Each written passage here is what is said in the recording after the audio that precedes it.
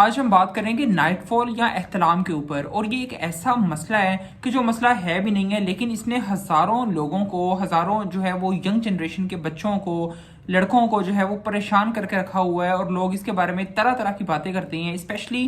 اس میں جو قصور ہے وہ دیواروں پہ لکھے جانے والے حکیموں کی طرف سے جو اشتہارات ہیں، اس کے علاوہ جو کمرشلز آ رہی ہوتی ہیں، جو پمفلٹس گھروں کے اندر بانٹے جا رہے ہوتے ہیں، اور عجیب عجیب طرح کی اس کے بارے میں جو ہے وہ باتیں ہو رہی ہوتی ہیں، جی کہ جو ہے وہ جریان کا یہ علاج ہے تو یہ آپ کو اندر سے ایسا کر دے گا، آپ کو ختم کر رہا ہے، احتلام کی وجہ سے یہ مسائل آ رہے ہیں۔ لیکن یقین جانیے کہ اس طرح کی باتیں جو ہے تقریباً 99% جھوٹ کے اوپر مبنی ہیں، اور کوئی بھی ان میں حقیقت نہیں ہے۔ دیکھیے، آج ہم اسی ٹاپک پہ بات کریں گے کہ یہ جو ہے نائٹ فال کیوں ہوتا ہے، اور اس کے بارے میں جو 6 بڑی غلط فہمیاں ہیں جو کہ بہت ہی زیادہ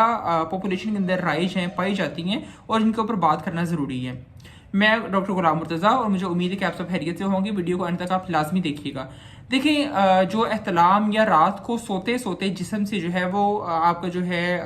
ڈسچارج ہو جانا، یا سپمس کا نکلنا باڈی سے اور آپ کو پتہ بھی نہ چلنا، اس کو ہم نائٹ فال کہتے ہیں۔ انگلش میں اس کا دوسرا نام نوکٹرنل ایمیشن ہے، یا پھر اسے جو ہے ویٹ ڈریمز بھی کہا جاتا ہے۔ اب دیکھیں اس میں ہوتا کیا ہے، اس میں ہوتا یہی ہے، دیکھیں اس کی جو مسٹری ہے نا، میں پہلے وہ آپ کو بتاتا چلوں۔ ہوتا یہ ہے کہ جس طرح ایک پانی کا برتن ہے یا ایک پانی کا گلاس ہے، اور اس کے اندر کوئی چیز بڑی جا رہی ہے، اب جب تک اس کے اندر کیپیسٹی ہے تب تک تو اس گلاس کے اندر پانی آئے گا، لیکن جیسے ہی وہ گلاس اوپر تک بڑھ جائے گا تو اس کے بعد ہوگا کیا کہ جو ایکسٹرا چیز آئے گی، ایکسٹرا پانی آئے گا، وہ گلاس سے باہر چھلک جائے گا، یا وہ باہر آ جائے گا۔ بالکل یہی کہانی آپ کے جو ہے باڈی کے اندر بھی چل رہی ہوتی ہے، اور لا تعداد بلکہ کروڑوں کی تعداد کے اندر جو ہے وہ ڈیلی بیسس پہ سپمس بن رہے ہوتے ہیں۔ اب جب اتنے زیادہ سپمس بنتے ہیں تو یقیناً یا تو وہ آپ کے جسم سے باہر آئیں گے جب ایک تعداد سے زیادہ ہو جائیں گے، یا ہوگا پھر یہ کہ وہ بیچ میں ہی جو ہے آپ کے ٹیسٹس کے اندر ختم ہونا شروع ہو جائیں گے، اگر آپ انہیں خود سے باہر نہیں نکالتے تو۔ اب اس کے بارے میں جو سب سے پہلی مت پائی جاتی ہے وہ یہ پائی جاتی ہے، جو غلط فہمی ہے وہ یہ کہ شاید نائٹ فال ہونے کی وجہ سے یا بہت زیادہ احتلام ہونے کی وجہ سے ہمارا جو ہے اریکٹائل ڈس فنکشن ہو رہا ہے، یا ہمارا جو پینس ہے وہ اس طرح سے اریکٹ نہیں ہو پاتا۔ یہ بالکل سراسر غلط ہے، اور نائٹ فال کا آپ کے پینس کی ایرکشن کے ساتھ جو کوئی بھی لنک نہیں ہے، ان دونوں کا آپس میں کوئی بھی ریلیشن نہیں ہے، اور یہ سراسر غلط بات ہے اگر تو اس طرح کی باتیں پائی جاتی ہیں تو۔ اچھا، اس کے بارے میں ایک دوسری بہت بڑی غلط فہمی یہ بھی پائی جاتی ہے کہ نائٹ فال ہونے کی وجہ سے ہمارے شاید جو ہے وہ سپم کاؤنٹ کم ہو گیا ہے، یا اگر کسی کو جو ہے ابھی تک اولاد نہیں ہوئی تو یہ سمجھتا ہے کہ شاید مجھے نائٹ فال ہوتا ہے تو اس لیے جو ہے میں اب باپ نہیں بن سکتا، یا جو ہے میرا اگر رپورٹ میں نے کروائی ہے، سیمن انالیسس کروایا ہے اور اس کے اندر جو ہے سپمس کاؤنٹ کافی کم آیا ہے، تو اس کی ایک وجہ یہ ہے کہ مجھے نائٹ فال ہو جاتا ہے، اس لیے میرے جو سپمس ہیں وہ بیچ میں سے جسم سے ختم ہو رہے ہیں۔ دیکھیں، میں نے جس طرح پہلے بتایا کہ سپمس ڈیلی بیسس پہ ایک خاص عمر تک، تقریباً 40-45 سال کی عمر تک کروڑوں کی تعداد میں ڈیلی بنتے ہیں۔ ہاں، اس کے بعد ان کی جو پروڈکشن تھوڑی کم ہو جاتی ہے کیونکہ ہارمون کے اندر چینجز آ رہے ہوتے ہیں، لیکن یہ بالکل بھی معاملہ نہیں ہے کہ اگر آپ کو جو ہے رات کو سوتے ہوئے بیڈ ڈریمز ہو رہے ہیں تو اس سے مراد ہے کہ آپ کی باڈی میں سے سپم کاؤنٹ 0 ہو رہا ہے۔ یہ بات یاد رکھیے گا۔ تیسری اور بہت ہی جو ہے اہم اس کے بارے میں جو بات پائی جاتی ہے، اور جو بالکل ہی غلط فہمی ہے، ایک مت ہے، وہ یہ کہ اس کی کوئی میڈیکیشن نہیں ہے، یا یہ ٹریٹ نہیں کیا جا سکتا۔ یہ بھی بات سراسر غلط ہے۔ دیکھیں،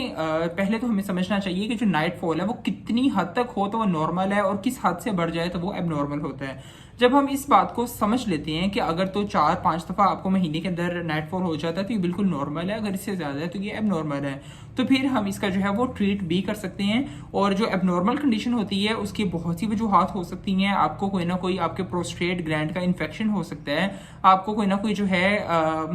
ریٹروگریڈ ایجیکولیشن ایک نام ہے، وہ ہم انشاءاللہ اگلی ایک اور ویڈیو کے اندر بات کریں گے کہ کس طرح ہم نائٹ فال کو کم کر سکتے ہیں۔ ان جو ہے ہوم ریمیڈیز کے اوپر ایکٹ کیا جا سکتا ہے، یا مختلف قسم کی جو ہے وہ اینٹی ڈپریشن میڈیکیشنز بھی استعمال کی جاتی ہیں، ان کے ذریعے ہم اس کو ٹریٹ کر سکتے ہیں۔ اور یہ ایک ایسا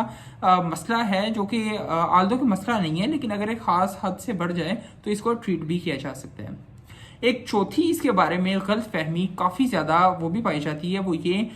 کہ جو ہے شاید نائٹ فال ہونے کی وجہ سے ہم بہت زیادہ کمزور ہو رہے ہیں، اور کچھ لوگ اگر 2-4 دفعہ انہیں نائٹ فال مہینے میں ہو جائے، یا رات کو سوتے ہوئے احتلام ہو جائے، تو وہ یہ سمجھنا شروع کر دیتے ہیں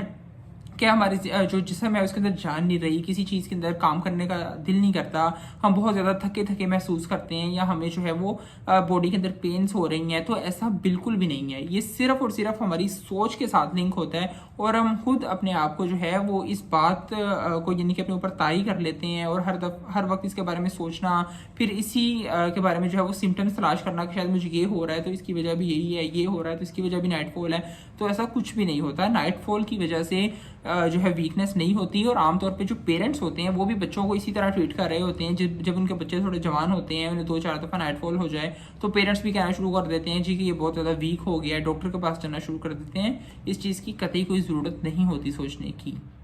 जो एक और 5वीं काफ़ी बड़ी इसके बारे में गलतफहमी है, वो ये कि कभी कभी जो है अगर किसी को नाइटफॉल ज़्यादा आ रहा हो तो सभी लोग उसकी तरफ जो है वो गलत सोचना शुरू कर देते हैं कि शायद ये बंदा जो है वो काफ़ी ज़्यादा पॉर्न मटेरियल देखता है, काफ़ी ज़्यादा जो है वो बुरी मूवीज़ देखता है, तो इस वजह से इसको जो है वो ज़्यादा नाइटफॉल हो रहा है, या ये काफ़ी ज़्यादा जो है वो हाइपर सेक्सुअल है, ज़्यादा हर वक्त जो है अपने दिमाग के ऊपर सेक्स की बातें तारी करता है और उसी के बारे में सोचता रहता है, तो शायद इसे नाइटफॉल इसलिए हो रहा है। देखें, ये भी एक गलतफहमी है। नाइटफॉल किसी को भी हो सकता है। नाइटफॉल होना या रात को एहतलाम होना ये बिल्कुल नॉर्मल बात है।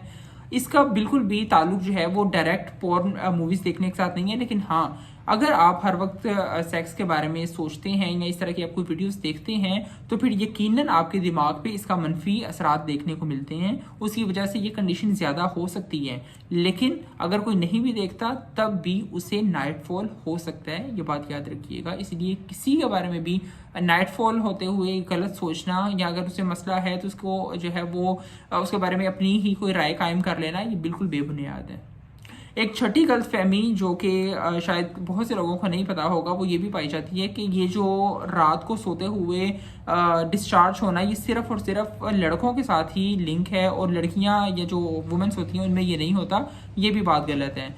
फीमेल्स के अंदर भी डिस्चार्ज हो रहा होता है। तकरीबन अगर हम पूरी दुनिया में देखें तो 8% आबादी ऐसी है कि जिसे जो है नाइटफॉल या वेट ड्रीम्स का मसला होता है। अब उन 4 में से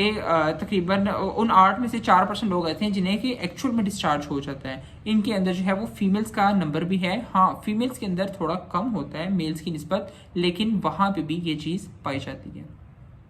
अब अगर आपको मैं जो एक बोनस टिप दूं तो वो ये कि अपने आप को जितना ज़्यादा हो सके अपने आप को फ्रेश रखें, हेल्थी डाइट इस्तेमाल करें, और ज़्यादा से ज़्यादा जो है अपने दिमाग को इस चीज़ से दूर लेके जाएं। हमेशा इसके बारे में सोचते रहेंगे तो बहुत सी जो है आप गलतफहमियाँ खुद से पालते रहेंगे। इस चीज़ से जितना हो सके वो सोचने से इज्तनाब करें। अपनी जो है वो लाइफ स्टाइल को बहुत ज़्यादा मेंटेन रखें। हमेशा जो है वो आउटडोर एक्टिविटीज़ की तरफ थोड़ा ज़्यादा ध्यान दें। क्रिएटिव माइंड, अपने दिमाग को थोड़ा सा और डायरेक्शंस के अंदर भी चलाने की कोशिश करें, और सुबह उठते हुए एक्सरसाइज करना आपको इस मसले से काफ़ी ज़्यादा छुटकारा दे सकता है। दुआ में याद रखिएगा। अल्लाह हाफिज़।